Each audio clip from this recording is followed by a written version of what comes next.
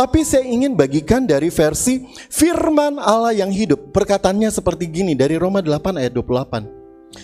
Dan kita tahu bahwa segala sesuatu yang terjadi atas diri kita adalah untuk kebaikan kita, jika kita mengasihi Allah dan ini yang paling powerful banget, menyesuaikan diri dengan rencana-rencananya. Oke, saya ulang sekali lagi. Dan kita tahu bahwa segala sesuatu yang terjadi atas diri kita adalah untuk kebaikan kita, jika kita mengasihi Allah dan menyesuaikan diri dengan rencana-rencana Dia. Amin. Roma 8 ayat 28 mendatangkan kebaikan bagi mereka yang menyesuaikan diri dengan rencana-rencana Allah. Bukan Allah yang harus menyesuaikan diri dengan rencana kita, tapi kita yang harus menyesuaikan diri dengan rencana-rencana Allah. Dan jika saudara menyesuaikan diri dengan rencana-rencana Allah, saudara akan lihat bahwa segala sesuatu yang terjadi dalam hidup saudara mendatangkan kebaikan. Sekali lagi saya ulang, Tuhan tidak selalu menolong. Kalau iman kita sebagai orang Kristen hanya sebatas Tuhan selalu menolong, so sorry to say, begitu engkau lihat bahwa doamu gak dijawab Tuhan, begitu engkau melihat bahwa orang yang menyakiti engkau masih terus-menerus menyakiti engkau, dan engkau tidak melihat ada perubahan, maka engkau akan mempertanyakan mana pertolongan Tuhan. Saudara, kita dipanggil sebagai orang-orang Kristen adalah sebagai Kristus-Kristus kecil. Amin. Amin. Kita dipanggil, saudara dan saya dipanggil bukan menjadi orang Kristen yang manja, dikit-dikit ditolong Tuhan, dikit-dikit ditolong Tuhan, dikit-dikit dikasihani Tuhan. No. Saudara dan saya, kita dipanggil sebagai prajuritnya Tuhan. Amin. Mari tingkatkan level kita sebagai orang Kristen. Dari level yang dulu kita percaya Tuhan selalu menolong, mari kita naik kepada level yang lebih tinggi. Meskipun Tuhan tidak menolong, aku tetap setia. Meskipun proses yang Tuhan izinkan aku lewati belum selesai, aku tetap taat. Meskipun Tuhan gak lepaskan aku dari lembah kekelaman, aku tetap setia. Meskipun doaku tidak dijawab, aku tetap setia. Aku tetap cinta Tuhan. Mari saudara, kita naik satu level lebih tinggi. Jangan menjadi orang Kristen yang manja, yang dikit-dikit merajuk. Tuhan gak jawab doa kita jadi merajuk. No. Tuhan gak selesaikan kita punya pergumulan, kita merajuk sama Tuhan. No. Tokoh pertama adalah Ananias, imam besar, tahu firman Tuhan. Tokoh kedua adalah Paulus. Paulus yang tahu kebenaran. Dan tokoh ketiga adalah Felix. Felix yang tahu jalan Tuhan. Paulus sebenarnya mau ke kota Roma untuk memberitakan Injil di Kolesium. Dia mau beritakan Injil di Kolesium. Dia mau pergi ke sana untuk sebuah pelayanan.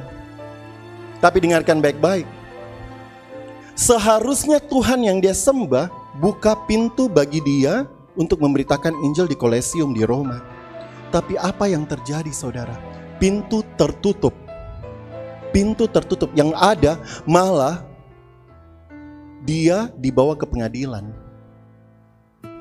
pada waktu dia hendak melayani Tuhan. Saudara dengarkan baik-baik.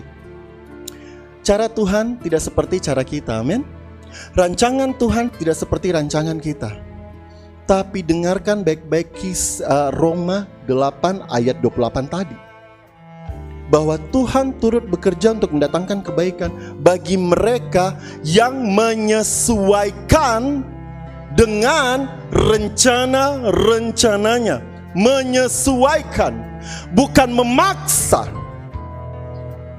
Paulus bisa saja bilang, Tuhan, saya datang ke sini mau melayani. Kok saya dipanggil di pengadilan? tutup jalannya Tuhan, buka jalan bagi saya. Dia nggak ngotot.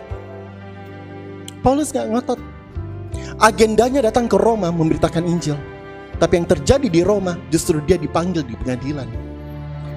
Paulus tidak ngotot. Dia menyesuaikan dirinya dengan rencana Tuhan. Bukan maksa Tuhan, sesuaikan rencana Tuhan dengan rencananya. No. Saudara, kita dipanggil sebagai kawan sekerja Allah. Saudara dan saya, kita dipanggil sebagai kawan sekerja Allah. Artinya apa, saudara? Saudara dan saya, kita perlu menggenapi rencana Dia, bukan rencana kita. Rencana Dia.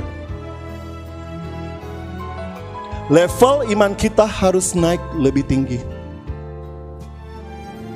Bukan hanya saya mau ikut Tuhan kalau Tuhan selalu menolong. Bukan hanya sampai di situ. Tapi meskipun Tuhan tidak menolong saya, aku akan tetap setia. Pelayanannya Paulus terhambat, saudara. Padahal dia pergi, dia bukan mau lakukan dia punya kehendak. Dia mau beritakan Injil. Di Roma ini dia mau beritakan Injil. Tapi Tuhan tahan Paulus. Artinya apa? Tidak selamanya pelayanan itu menyenangkan hati Tuhan. Jangan jadikan pelayanan segala-galanya, saudara. Jangan jadikan pelayanan segala-galanya di atas Tuhan. Terkadang kita harus tanya Tuhan, apakah saya harus melayani? Ataukah apakah saya harus duduk diam di bawah kaki Tuhan?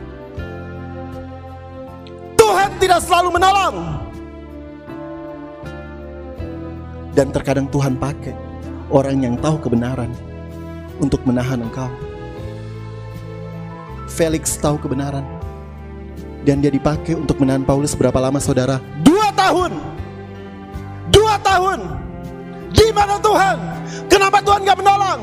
Di mana jalan Tuhan? Katanya Tuhan setia. Katanya Tuhan selalu menolong. Mana Tuhan? Kenapa Tuhan pakai Felix yang tahu kebenaran penjarakan saya? Harusnya dia tahu kebenaran, dia lepasin saya. Saudaraku, iman kita jangan hanya sekedar iman yang kanak-kanak. Sebatas Tuhan tolong, kita mau cari Tuhan. Tuhan gak jawab doa, kita merajuk, kita gak mau datang ke gereja. No. Paulus ditahan 2 tahun. Gak melayani. 2 tahun. Saudara ditahan melayani berapa lama? Saudara udah mau merajuk. Seminggu, 2 minggu, 1 bulan, 3 bulan. Saudara sudah mau merajuk. Paulus 2 tahun. Yang tahan dia orang yang tahu kebenaran, Felix.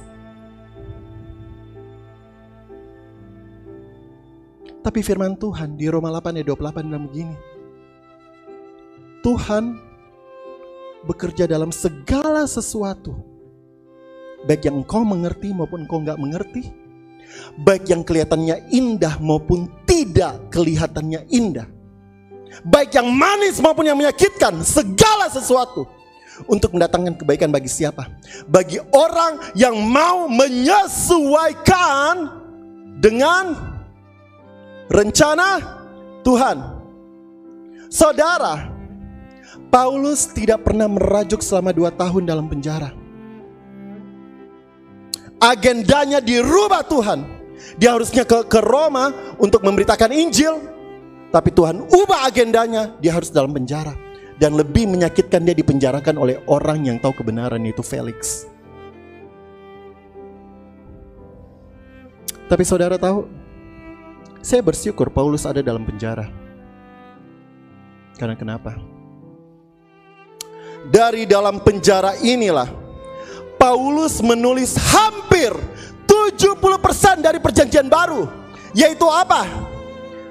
Kitab Galatia, Efesus, Filipi, Kolose, Tesalonika, Timotius, Titus, Filemon, Ibrani, Yakobus, Petrus. Semuanya ditulis dalam penjara. Tuhan gak selalu menolong. Paulus berpikir kalau dia dilepaskan dan dia memberitakan Injil di Roma, dia mungkin bisa memberitakan kepada berapa? 10, 20 orang, 30 orang mungkin percaya pada firman Tuhan. Tapi saudara tahu, Tuhan biarkan dia dalam penjara. Karena apa? Tuhan punya rencana yang lebih besar. Untuk menulis 70% perjanjian baru. Dan yang diberkati bukan cuma 10-20 orang. Halo, semua orang di penjuru dunia diberkati dengan firman Tuhan dari perjanjian baru. Kalau Paulus ngotot tidak mau berada dalam penjara, perjanjian baru cuma 5 kitab. Saudara pikir kitab Galatia, Efesus, Kolose itu ditulis di mana? Dalam penjara. Pada waktu Paulus ditahan 2 tahun lamanya oleh siapa? Orang yang tahu kebenaran. Jadi dengarkan baik-baik. Jangan baper pada waktu hakmu diambil. Jangan tersinggung, jangan marah. Pada waktu orang menutup pintu bagi engkau dan orang memenjarakan engkau, orang menahan engkau, jangan marah. Karena tidak pernah kebetulan satu kejadian Tuhan biarkan terjadi dalam hidup kita. Tidak ada yang kebetulan bagi Tuhan. Di dalam penjara itulah Paulus menulis kitab-kitab perjanjian baru yang bukan hanya memberkati 10-20 orang, bukan hanya memberkati orang-orang yang hidup pada zaman itu, tapi setiap generasi sampai saat ini, saudara dan saya, kita diberkati oleh kitab-kitab perjanjian baru yang ditulis Paulus di dalam penjara. Jadi kalau saat ini engkau berada dalam penjara, jangan merajuk. Tanya sama Tuhan, Tuhan, apa yang harus saya lakukan di dalam penjara ini? Jangan salahkan siapa-siapa. Paulus gak pernah salahkan Felix, Paulus gak pernah salahkan Ananias, gak pernah. Tapi Paulus tanya Tuhan, Tuhan, apa yang harus saya lakukan dalam penjara ini? Tuhan bekerja dalam segala sesuatu, mendatangkan kebaikan bagi orang-orang yang menyesuaikan dengan rencana Tuhan. Paulus bisa memilih merajuk dalam penjara, tidak mau berdoa, tidak mau baca Alkitab. Oh, nggak ada Alkitab pada waktu itu.